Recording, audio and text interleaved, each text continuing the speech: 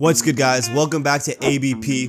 Today, it's time to talk about the big game that happened on Wednesday in the Premier League. Manchester City versus Arsenal, top two battle. We've had a couple days now to soak it all in, form our opinions. Let's get right into it. But before we get started, make sure you guys hit the like button, subscribe, and comment. Get in the comments, tell us what you thought about the game. Almost at 100 subs, get us there ASAP. So first I want to talk about, Thomas Partey. I think he was, the biggest piece missing for Arsenal. Granted, Jorginho, I think he did play a good game. Jorginho did well. I don't think that has anything to do with... We can't just disregard Partey, though.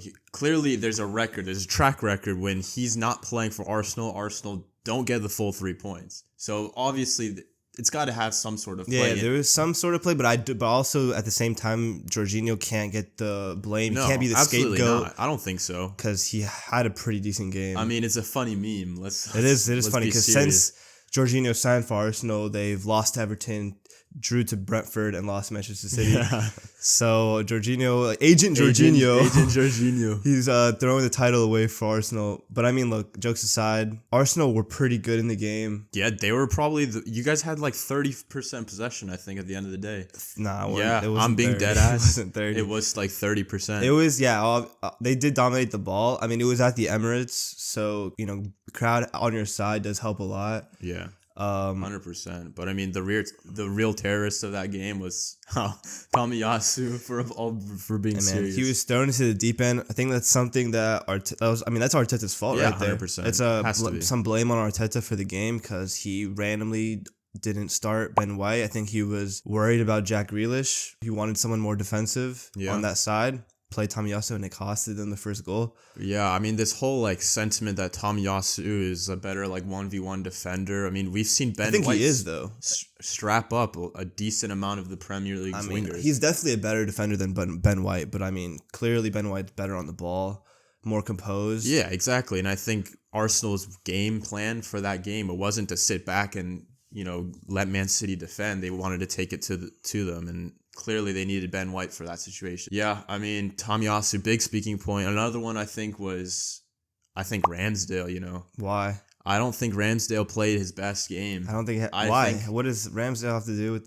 the game? I mean, granted, the deflection with Jack Grealish's goal, there's no saving that. I think another keep or on his day, I think he saved something. That you can't, bro. What is up with you and goalkeepers? I'm telling you, you're way too harsh on goalkeepers. No, you've never played goalkeeper in your life. I actually have. It's difficult when a deflection happens. You can't blame the goalkeeper.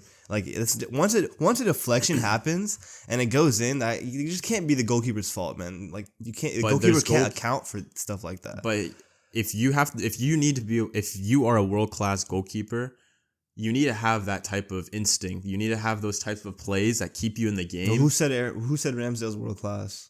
He's a solid. He's a lot of Arsenal. He's a solid goalkeeper. He's having his first good season. He's good on the ball, but he's not world class. I still think Aaron Ramsdale had to do better in that game. Disagree. I'm gonna be honest. I don't think it has anything to do with. We can also talk about Kevin De Bruyne's goal, how he chipped the hell out of Ramsdale. How is that Ramsdale's fault? It's completely Tomiyasu's fault. He did not need to go into no man's land like that. Dude, stop it! You can't blame Ramsdale for that. I'm not 100% blaming Ramsdale, but I'm saying he needs to do better there. What is he supposed to do there? He can't just. If he stays on the line, what De Bruyne just takes the ball up to the... He's got a better chance in blocking De Bruyne. If Ramsdale stays on the line, KDB just takes the ball, gets closer to the goal, and finishes or finds a pass. Trust me, the way Kevin De Bruyne's been playing this season, that finish was insane. I'm taking my chances. That finish was 1v1 insane. with Kevin De Bruyne. That finish was insane. Yeah, great finish. Insane finish. 100% agree.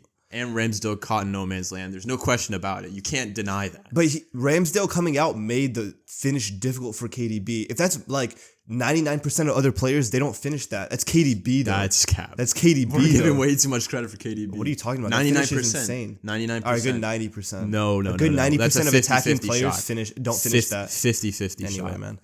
But I mean, look, I think the main talking points for the Arsenal squad were, Jorginho, like we discussed, Tomiyasu.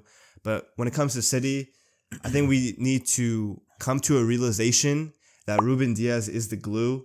He is the glue. He's that guy. Yeah, he's that guy. I think people, sure. this season they've been talking, Thiago Silva, They've been talking Gabriel. They've been Rightfully talking so. Saliba. Gabriel, I don't know about Gabriel. Look, they're having good seasons. Those players are having good seasons. But come on, let's put some respect on Ruben Diaz. This is the guy who transformed Manchester City's back line when he signed.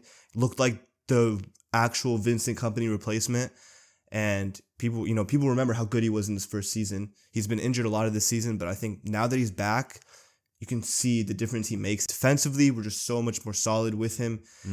Our build-up play is way better with him because it gives other players more freedom. Once we get a consistent partnership with him and Laporte or him and Stones when he gets back fit, I mean, it's wraps for the league. I mean, before we wrap this up, I just want to give Jack Grealish his flowers. I mean, played well, yeah. Biggest goal of his Manchester City career so far.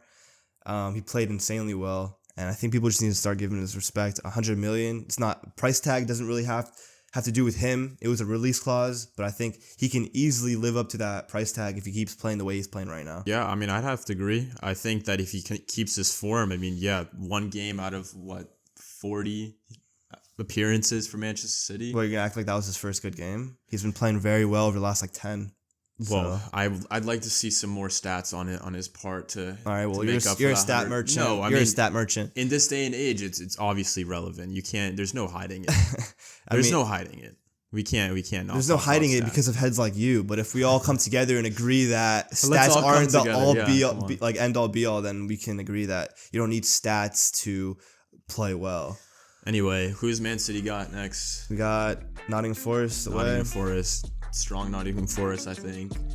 It'll be a difficult game. So there you have it, guys. It was a quick little vid. We had a lot of things to say about this big game. They have to play each other again, like I said. So make sure you guys look out for that. Comment, subscribe, turn that notification bell, and we'll catch y'all later. Peace.